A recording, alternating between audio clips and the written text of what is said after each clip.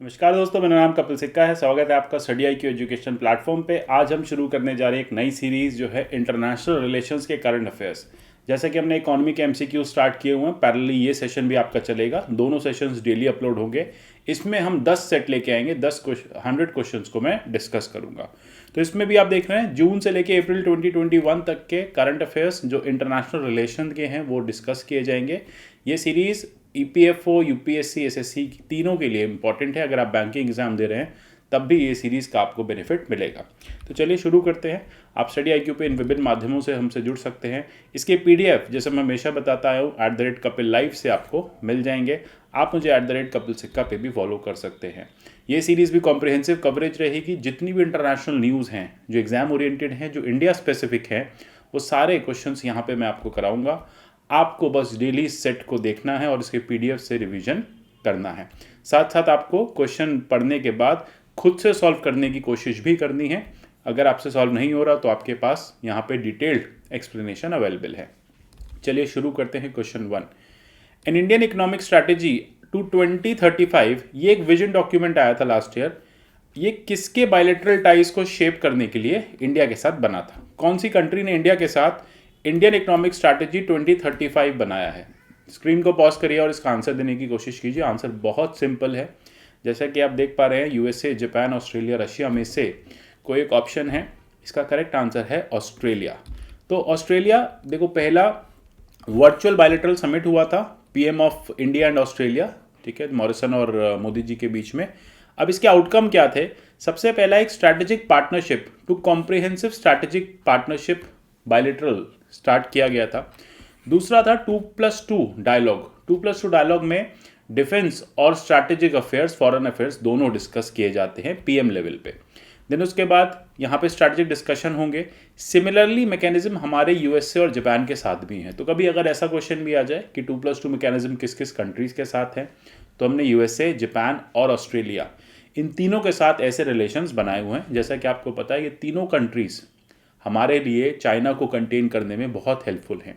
अब एक MOU भी साइन हुआ है माइनिंग को लेके। आपने देखा होगा जैसे कि ऑस्ट्रेलिया के पास बहुत सारी माइनिंग, वहाँ पे माइनिंग यूनिट्स हैं, बहुत सारी माइंस हैं, और इंडिया के बहुत सारे बिजनेस एम्पायर्स जो हैं वो वहाँ पे MOU साइन करते रहते हैं। तो इसी तरह से हम स्ट्रैटेजिक मिनरल रिसोर्स को भी कैप्चर करने में ये जो ट्रीटी है हमारे लिए हेल्पफुल है। ये जो MOU है ये हमारे लिए हेल्पफुल है। म्यूचुअल लॉजिस्टिक सपोर्ट एग्रीमेंट भी साइन किया गया है, और साथ में इंडो पैसिफिक मैरीटाइम कोऑपरेशन, जैसे कि आपने देखा ऑस्ट्रेलिया एक बहुत इंपॉर्टेंट लोकेशन पे है, स्ट्रैटेजिक लोकेशन पे है जब बात आती है इंडो पैसिफिक जोन की। तो ये कोऑपरेशन भी यहाँ पे मिलेगा। इसके अलावा 2018 में इस डॉक्यूमेंट को पहली बार सजेस्ट किया गया था, इंडिया इकोनॉमिक स्ट्रैटेजी टू 2035। तो इससे अब आपको पता चल गया ये एक विजन डॉक्यूमेंट है इंडिया ऑस्ट्रेलिया बायलैटरल टाइज के लिए। और इंडिया एक और ऑस्ट्रेलिया इकोनॉमिक स्ट्रैटेजी पेपर भी प्रिपेयर कर रहा है। इसकी जो स्ट्रैटेजी है वो 3 पिलर्ड स्ट्रैटेजी रहेगी। कौन कौन सी? इकोनॉमिक टाइज ऑस्ट्रेलिया के साथ, geo strategic engagement, and rethinking cultural thrust on soft power diplomacy. Soft power जैसे कि आपको पता है टर्म आजकल बहुत वोग में है, जिसमें आप इकोनॉमी और कल्चर के थ्रू अपनी हेजेमनी को इम्पोज करते हैं। उसे हम कहते हैं सॉफ्ट पावर, जहाँ पे बिना कोई वॉर लड़े आप सामने वाली कंट्री को हेजेमनाइज कर पाते हैं। कैसे? अपने कल्चर के थ्रू, अपनी इकॉनमी के थ्रू। जैसे China time to time USA पे प्रेशर बनाता रहता है, जस्ट बिकॉज क्योंकि चाइना के पास एक इकोनॉमिक सुपर पावर है, चाइना की इकोनॉमिक सुपर पावर है, और USA की आज वो नीड है, ठीक है। तो या इसी के चलते सॉफ्ट पावर को टर्म जो है वो बहुत ज़्यादा प्रिवलेंट होने लगी है। चलते हैं क्वेश्चन नंबर 2 की तरफ।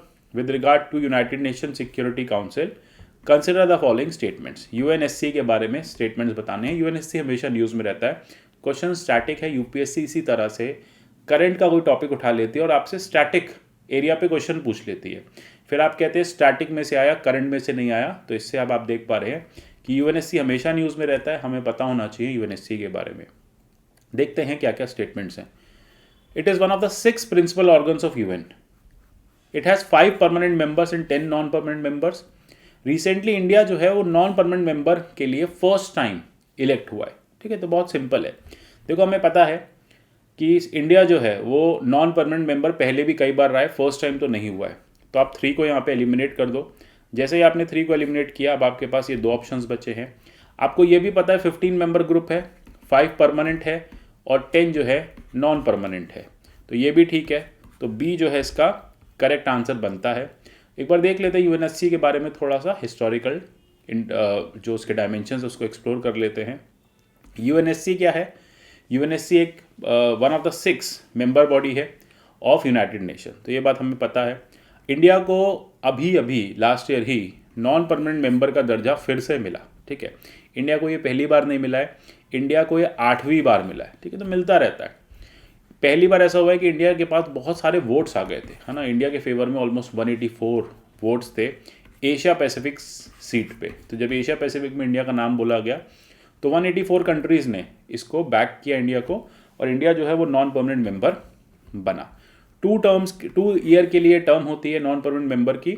ये 1 जनवरी 2021 से स्टार्ट हुई है और 2023 तक चलेगी। स्टेटमेंट 3 हमने देख ही लिया।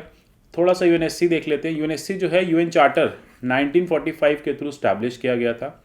ये 6 प्रिंसिपल ऑर्गन्स जो हैं यूएन के, उसमें से एक है। इसकी प्राइमरी रिस्पॉन्सिबिलिटी क्या है? इंटरनेशनल पीस और सिक्योरिटी को मेंटेन करना। 15 मेंबर्स होते हैं, 5 परमानेंट, 10 नॉन परमानेंट, जो 2-2 साल के लिए इलेक्ट किए जाते हैं। Permanent members US, Russian federation, France, China और यूके, ये 5 इसके परमानेंट मेंबर्स हैं जो हमेशा रहेंगे। तो स्थायी अस्थायी दोनों मेंबर्स से मिलके बॉडी बनती है। चलते हैं क्वेश्चन 3 की तरफ। Consider the following statement with regard to global partnership on artificial intelligence, GPAI। India ने GPAI को ज्वाइन किया as a founding member to support responsible and human centric development of AI। देखो AI बहुत news में है, हम उसको science tech के थ्रू पढ़ते हैं, यहाँ पे इंटरनेशनल अफेयर्स में भी उसका एक क्वेश्चन बन सकता है। It will be supported by secretariat hosted by organisation for economic cooperation and development, OECD इसको सपोर्ट कर रही है। GPAI was officially propose by France and Canada at a Biarritz summit 2019। Biarritz summit 2019 में इसका पहली बार प्रपोजल रखा गया था। अब आपको बताना है कौन सा इसमें से करेक्ट है। देखो क्वेश्चन बहुत सिंपल है, न्यूज़ में था, सारे करेक्ट हैं। Global partnership on artificial intelligence, इसको इंडिया ने as a founding member join किया है। आइडिया क्या है? जो AI है, आर्टिफिशियल इंटेलिजेंस के जो थ्रेट्स हैं उसको मिनिमाइज करना, AI को ह्यूमन सेंट्रिक बनाना, यानी आर्टिफिशियल इंटेलिजेंस आने से ह्यूमन के लॉसेज ना हो, जॉब लॉसेज ना हो, ह्यूमन को एक बेटर अपॉर्चुनिटी और एवेन्यूज मिले। GPAI क्या है? International multi stakeholder initiative है to guide responsible development of use of AI, है ना। ह्यूमन राइट्स को ध्यान में रखते हुए, डाइवर्सिटी को ध्यान में रखते हुए, इनोवेशन को ध्यान में रखते हुए, ग्रोथ को ध्यान में रखते हुए GPAI को बनाया गया है। इसके मेंबर्स कौन कौन से हैं? मेंबर्स इसके USA, UK, EU, Australia, Canada, ये सारे इसके मेंबर्स हैं। तो यहाँ पे आप देख पा रहे हैं कि तीनों स्टेटमेंट्स जो हैं वो करेक्ट हैं। इसको सपोर्ट कर रही है OECD। इसके आगे के कुछ फैक्ट्स और देख लेते हैं। GPAI जैसा मैंने आपको बताया OECD इसको सपोर्ट कर रही है, ठीक है। यहाँ पे 2 सेंटर्स रहेंगे, मॉन्ट्रियल में और पेरिस में। परमानेंट ऑब्जर्वर रहेगा OECD इसमें, और Canadian, it is born out of the Canadian and French G7 presidencies. और GPAI was officially propose by France and Canada only at Biarritz summit in August 2019। तो ये important चीज़ें यहाँ पे याद रखने वाली हैं। चलते हैं क्वेश्चन 4 की तरफ। G7 बहुत न्यूज़ में रहता है, आपको बताना है कौन कौन सी कंट्रीज़ जो हैं G7 का पार्ट हैं। बहुत सिंपल क्वेश्चन है। इसको अगर आप एलिमिनेशन से निकालो तो इंडिया को आप फेज़ आउट कर सकते हो। इंडिया को जैसे ही आपने फेज़ आउट किया तो आपके पास ये ऑप्शंस बचते हैं। तो इसमें आप देखो कौन कौन सी कंट्रीज़ हैं, वो डेवलप्ड कंट्रीज़ हैं, ठीक है। तो उससे आपको आइडिया लग जाएगा कि C जो है 1, 2 एंड 5, हम स्पेन को छोड़ दें, कनाडा, फ्रांस और इटली जो है वो G7 का मेंबर्स रहेंगे, ठीक है। तो रिसेंटली क्या हुआ था, US ने इसको पोस्टपोन करने की बात की थी क्योंकि यहाँ पे अभी कोविड का टाइम चल रहा था। अब समिट जो है उसके एक्सपेंशन की भी बात की गई है। क्यों एक्सपेंशन की बात की गई है? ऐसा लगता है कि G7 कंट्रीज़ कम हैं डिसाइड करने के लिए, G10 या G11 इसको बनाया जा सकता है। तो G10, G11 के लिए क्या होगा? G10, G11 के लिए India, Australia, south Korea, Russia जैसी कंट्रीज़ को इसमें इनकॉर्पोरेट किया जा सकता है। अभी Canada, France, Germany, Italy, Japan, UK और यूएस, ये 7 कंट्रीज़ इसका पार्ट हैं। अगर आप देखेंगे ये एक तरह से इंटर गवर्नमेंटल बॉडी है, ठीक है। इसका कोई सच कोई भी फॉर्मल कॉन्स्टिट्यूशन नहीं है, कोई फिक्स्ड हेडक्वार्टर्स नहीं है। इसके डिसीजंस कंट्री पे बाइंडिंग नहीं है मेंबर्स पे। मेंबर्स आपस में सलाह मशवरा कर लेते हैं, मिलते हैं, प्रॉब्लम्स को डिस्कस कर लेते हैं, एक वे फॉरवर्ड देख लेते हैं, ठीक है। तो इनके जो कंट्री के जो सुप्रीम जो मेंबर्स होते हैं, जैसे पीएम है या प्रेसिडेंट है, ये लोग इसकी समिट को अटेंड करते हैं और फर्दर एजेंडे को आगे ले जाते हैं। तो जो भी लीडर्स हैं कंट्री के वो इसको प्रिसाइड करते हैं, प्रेसिडेंट है या पीएम है, जो भी पोस्ट आपकी कंट्री की लीडरशिप की है। तो ये याद रखने वाली बात है कि लास्ट समिट इसकी नहीं हुई थी और इसके एक्सपेंशन की बात चल रही है। अगर इसका एक्सपेंशन होता है तो इंडिया, ऑस्ट्रेलिया, साउथ कोरिया और रशिया को फिर से जगह मिल जाएगी, रशिया को फिर से मिलेगी और बाकी कंट्रीज़ को जगह मिल जाएगी। अब चलते हैं थर्ड के बारे में। साइंस टेक और आईआर दोनों का क्वेश्चन है। आपको बताना है terminal high altitude area defence, third जो है, इसके बारे में कौन कौन से स्टेटमेंट्स करेक्ट हैं। ये एक transportable ground based anti ballistic missile है, मिसाइल डिफेंस सिस्टम है। USA missile defence system based in south Korea, तो यूएसए ने इसको साउथ कोरिया में इंस्टॉल किया है। अब विच of the following is correct, जैसा कि न्यूज़ में था, दोनों ही करेक्ट हैं। यहाँ पे कैसे करेक्ट हैं, यूएसए ने थर्ड को साउथ कोरिया में प्लांट किया था। क्यों किया था, जिससे कि वो बेसिकली चाइना को फोकस कर सके या डिटर कर सके। तो चाइना ने इसके बारे में स्टेटमेंट भी इशू किया है कि ये जो आपने थर्ड यहाँ पे लगाया हुआ है ये गलत है। यूएसए कहता है नहीं नहीं हमारे नॉर्थ कोरिया से इश्यूज़ हैं, लेकिन चाइना को लगता है कहीं ना कहीं जियोपॉलिटिक्स में यूएसए जो है यहाँ पे अपनी प्रेजेंस बनाना चाहता है। अब इसके बारे में थोड़ा सा देख लेते हैं। Terminal high altitude area defence, ये क्या है, transportable ground based anti ballistic defence system है। इसको पहली बार 2008 में डिप्लॉय किया था। It can not be used as a form of attack against an enemy. ये एक तरह से मीडियम रेंज बैलिस्टिक मिसाइल है। इसको पहले यूएई में और इजराइल जैसे एरियाज़ में भी, गुआम, रोमानिया जैसे एरिया में भी डिप्लॉय किया जा सकता है, ठीक है। तो ये एक तरह से इंटरसेप्टर है, ठीक है। ये एनिमी के इंटरसेप्शन के लिए, मिसाइल्स के इंटरसेप्शन के लिए यूज़ किया जाता है। चलते क्वेश्चन 6 की तरफ। Consider the following statement with regard to United Nation Command, UNC, news में था। आपको बताना है क्या बेसिकली ये है। ये एक यूनिफाइड कमांड है फॉर मल्टीनेशनल मिलिट्री फोर्सेस, ठीक है। मल्टीनेशनल मिलिट्री फोर्सेस का एक यूनिफाइड कमांड है। It operates under UN security council resolution, UNSC के अंडर ये काम करता है। It was established following north Korean aggression against south Korea, तो नॉर्थ कोरिया साउथ कोरिया का क्राइसिस हुआ था तब इसको स्टैब्लिश किया गया था। आपको बताना है विच of the following is correct. Screen को पॉज करो, आंसर देने की कोशिश करो। तीनों ही यहाँ पे करेक्ट हैं। यूएनसी आप देखेंगे नॉर्थ कोरिया साउथ कोरिया के बेसिकली लिए ही स्टार्ट किया गया था। अभी रिसेंटली क्या हुआ, यूनाइटेड नेशन ने दोनों नॉर्थ कोरिया और साउथ कोरिया को यहाँ पे कल्प्रिट माना है कि आपने 1953 का जो अग्रीमेंट है, जो कोरियन डीमिलिटराइज जोन है, उसको आपने इन्फ्रिंज किया है। अब एक ऐसा एरिया है जहाँ पे दोनों कंट्रीज डीमिलिटराइज रहेंगी, बॉर्डर एरिया जो है, जिसे आप 38th पैरेलल भी कहते हैं, ठीक है। तो यहाँ पे आप देख पा रहे हैं ये 38th पैरेलल है। तो यहाँ पे ये जोन दोनों कंट्रीज़ के बीच में पीसफुल जोन डिक्लेयर किया गया था। अब ये इसी के चलते ये यूएनसी जो है उसको भी फॉर्म किया गया था। अब ये रेजोल्यूशन 83-84 से आया था। ये बात ये कहता है कि दोनों पेनिनसुला पे, मतलब कोरियन पेनिनसुला पे, दोनों कंट्रीज़ जो हैं वो किसी भी तरह की वॉर सिचुएशन में इन्वॉल्व नहीं होंगी। और अभी कहा जा रहा था कि दोनों कंट्रीज़ ने फायरिंग कर दी है, तो दोनों ने इस यूएनसी को, इस कमांड को वायलेट किया है। तो याद रखने वाली बात है, कोरियन पेनिनसुला के लिए है और यूएन कमांड के अंडर ये चलता है। यूएनसी जो है वो अनब्रोकन कमिटमेंट है पीस लाने के लिए कोरियन पेनिनसुला पे, ठीक है। तो बाय इन्फोर्सिंग आर्मिस्टाइज अग्रीमेंट, ठीक है। तो याद रखना आर्मिस्टाइज अग्रीमेंट दोनों कंट्रीज़ के बीच में किया गया था। इससे क्या होगा, दोनों कंट्रीज़ के बीच में एक पीस रहेगा और जो कन्फ्लिक्ट है वो मिनिमाइज्ड रहेगा। अब एक और क्वेश्चन आर्मिस्टाइज एग्रीमेंट पे भी आएगा, तो उससे हम इसको आगे डिस्कस करेंगे। तो यहाँ पे आप ये देख सकते हैं। Which of the following statement is incorrect with regard to Antifa. Antifa news में था, लास्ट ईयर बहुत न्यूज़ में था। Antifa stands for anti fascism. It originated during civil war in USA. The movement is secretive and has no official leaders.